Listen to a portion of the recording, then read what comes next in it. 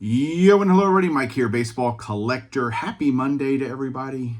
But is it really? And I wanted to talk real quick about what it means to be a sports fan. And I had this epiphany over the weekend that being a sports fan really pretty much sucks.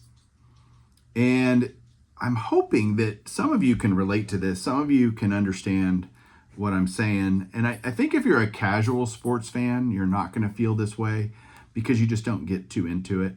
But I'm not that way. I'm kind of all in. I'm emotionally invested. I am, paying attention to what's going on. Multiple sports, especially the local teams to me, Rangers, Cowboys, Mavericks, Stars. I love them all. TCU football, etc. So I get really into it. And I had this, just complete dichotomy of a weekend. I had the Rangers win on Saturday, game 1, ALDS. Awesome. So cool, elated. And then TCU football goes out that evening and gets trounced by Iowa State. So that erased all of the good feelings I had about the Rangers win. And then I thought, well, I have so much to look forward to because the Rangers play again on Sunday and the Cowboys play the 49ers. Awesome. Rangers win on Sunday, yesterday. It was awesome, great game. They tried to give it away. The Orioles fought back, but the Rangers win. 2-0 series lead coming back to Texas. Great. And then last night, Sunday Night Football, the Cowboys get absolutely lambasted by the 49ers. The Cowboys might be a good team. The 49ers are just so much better.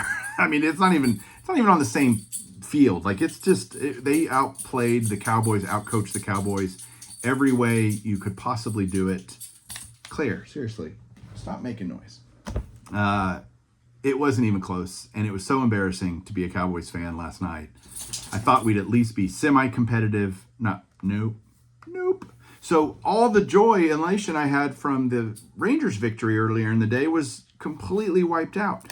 And for me, again, maybe I'm, on an island here, but the lows are much more significant than the highs, if that makes any sense.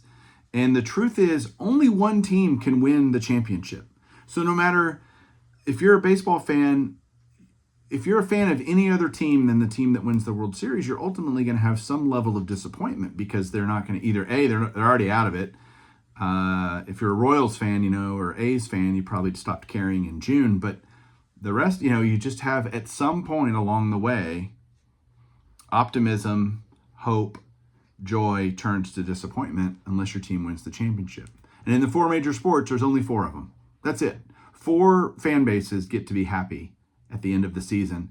And the reality is then next year you have to do it all over again. You have to go through the emotional roller coaster of being a fan. So being a fan sucks. And I don't know how to turn it off. I don't know if there's anything I can do about it. Maybe I need some therapy. All of that is possibly true. But would love to hear your experience down below. We just get our hearts wrenched and pulled out, and I just need to enjoy the ride, I guess. But I said that before. I don't know. Anyway, next topic. This will be interesting to see what you guys think about this. But I am not a subscriber to Sports Card Investor, Jeff Wilson, and his channel. But I saw the video that he just did. I guess he posted it yesterday, maybe late last night, about the sports card shop that he is building and opening in Atlanta. And if you don't like Sports Card Investor, I get it. You don't like his content. You don't like the way he does things. That's fine. This is really pretty freaking cool. You have to respect, you don't have to. I respect what he's trying to do. And I look at it and I go, wow, that is next level awesome what he's doing. He's taking the card shop experience to a whole new level, serious money behind it. I have no idea if it's him doing it, him partnering with Fanatics, somebody, but they are going to make a card experience unlike any other in the hobby. It's going to be pretty freaking cool. So I would not normally tell you or encourage you to go watch a video, but I would say go watch this one and see what he's doing. I've actually met Jeff multiple times. He's been nothing but amazingly nice to me, and we've had great interactions. So I don't have anything negative to say to the guy. I don't necessarily watch his content because I'd rather spend my time that I can allocate to watching videos to watching my friends. I wouldn't call Jeff Wilson a friend, but he's certainly not an enemy and someone that I just feel like needs to be raked over the coals all the time. He has his world that he lives in and works in and does his thing in. It's just not the same world that I'm in. And so they can all coexist. But this is a pretty cool idea of what he's doing, and I'm kind of stoked to see how it works out. All right, I did get some cool stuff that I want to show you. There's no mail today, but this is stuff that came in, over the weekend or whatever. So let me flip this around. We'll get to that right now. Hang on. All right, here we go with a couple of things. First off, I got this note. You guys know I read all notes, but this is from Mark Hoyle. And it says, "Hey, Mike, the Antiques Journal with the Dick Perez article is the main reason for this package. Threw in a couple of Hall of Famer oddballs. Hope you can use them. Also added a couple of Ryan pieces and Sierra stand-up.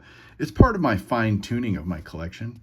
Love all the content. Thanks for putting in the time you do. More Keating. I agree. All the best, Mark.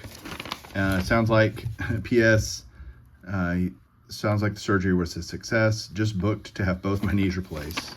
Ugh, that does not sound fun, Mark. But Mark Hoyle, he's one of those guys that's awesome in the hobby. His collection is amazing. I was kind of remiss the other day when I did kind of my top 10 collections and some other folks that I didn't mention Mark and his amazing collection. He also was great to call me and encourage me pre-shoulder surgery. He'd had the same thing done, and so he gave me a lot of good tips and was very helpful and nice, and that just made me feel better. Just good to get encouraged from him. So he sent me, first thing, the Sierra stand-up. He sent me this little stand-up. That's going to go right back over there. Ruben Sierra, one of my favorite players. You got a 87 tops and a 90 tops sitting there. Ruben Sierra, one of those guys that I loved as a Ranger back when I was younger. So that's going to go back here now. It's going to be part of the background. And then he sent me some cards. I got a Drake's Eddie Murray. I think that's 81 Drake's. And I think that's 82 George Brett. You can tell by looking at the back. Yeah, so that's 82 because it just looks like an 82 tops. Oh, and there's a Lou Gehrig. Nice. I didn't even see that in there. So I got that too. This is from Pacific. This is Pacific Greats or whatever.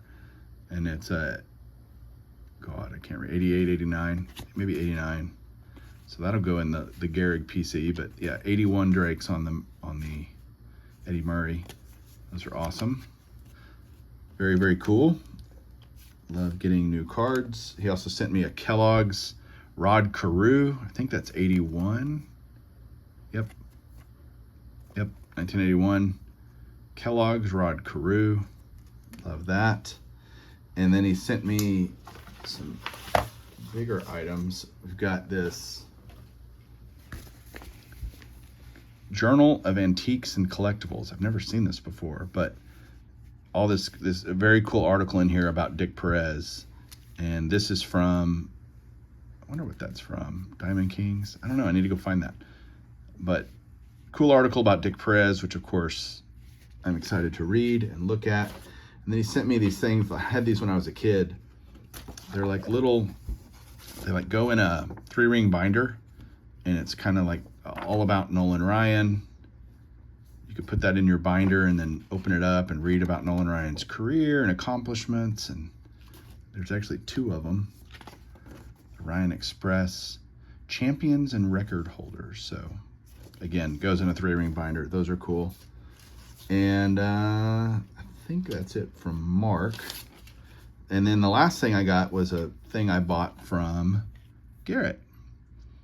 Garrett's kind of going cards full time, Slab City Sports Cards. There's all his contact info. If you want to do autograph submissions for authentications, he's got a bunch of stuff on the eBay store. So Garrett, of course, one of my best friends in the world. I bought this from him. He had shown one on a previous video, and I said, hey, do you have any more of those? And he had this one, so we worked out a deal. Tony Dorsett rookie, 79 or 78 tops, sorry. Speaking of Keating, he kind of talked me, he did a hobby think tank the other day on Bench Clear, and I was watching it, and yeah, I just need to be more focused. Get just a few really great football cards, and I showed my football collection recently, but I've always wanted this card, and to get one that's autographed is even better. And so did a deal with Garrett and was able to add that to the collection. So that is it for today, guys. Thanks for watching. We will talk to you soon. Keep collecting.